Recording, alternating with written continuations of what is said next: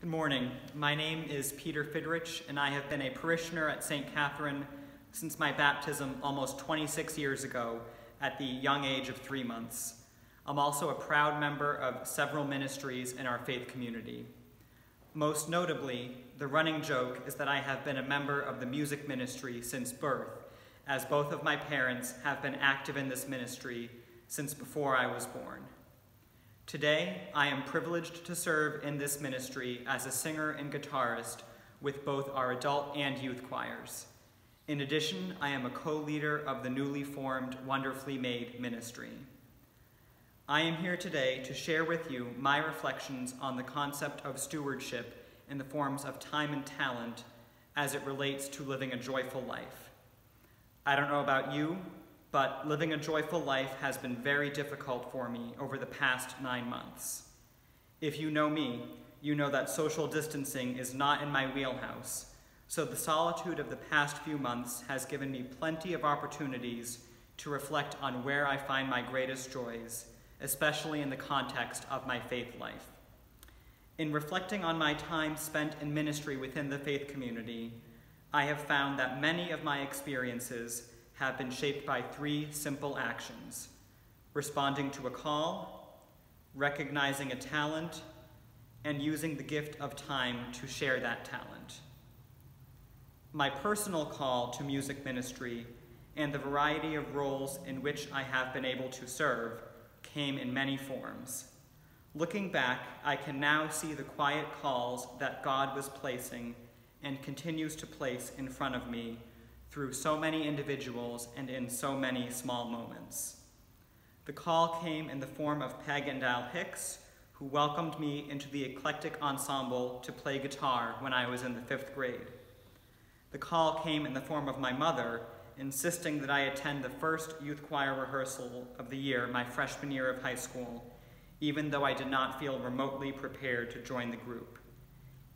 It came in the form of our music director, Kelly Clark, who showed confidence in me as I came into my own as a musician and took on roles as a regular guitarist and eventually a cantor at Sunday Masses.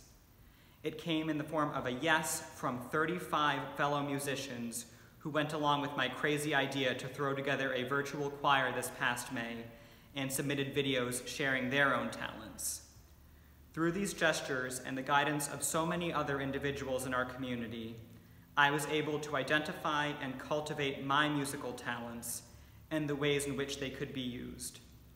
By reaching out to me and guiding me into new roles within this ministry, not only were these individuals calling me to new opportunities, but they were also helping me uncover talents that I was unable or unwilling to recognize in myself. Once I and those around me had identified and acknowledged the musical gifts I had to offer the community, I was able to bring them to Mass every week and offer my time to those around me. It was so easy and rewarding to share these talents when they were being nurtured and strengthened by the community.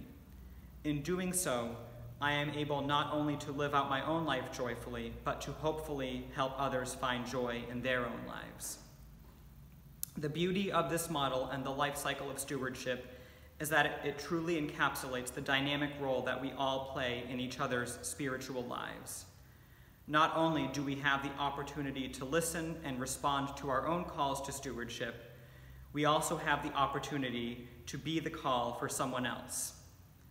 Not only do we have the opportunity to discover our own talents with the guidance of those around us, we have the opportunity to help others discover and fully appreciate their own talents too.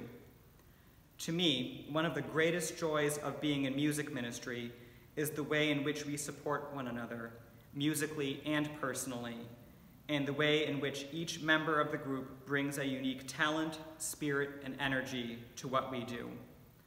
My own personal journey in ministry has reminded me that the most important part of living a joyful life of stewardship is to never underestimate the power and potential of even the simplest gestures. A compliment or invitation extended to another could be the call that brings them to a new opportunity, and a simple yes or step outside of your own comfort zone could be the first step in living a more joyful, faith-filled life. As we prepare for Commitment Sunday, I invite you to prayerfully consider the calls that have been placed before you and what talents you feel you may be able to share with your time in the coming months, and the ways in which you can invite those around you to participate in our community. Thank you for taking the time to listen today, and God bless.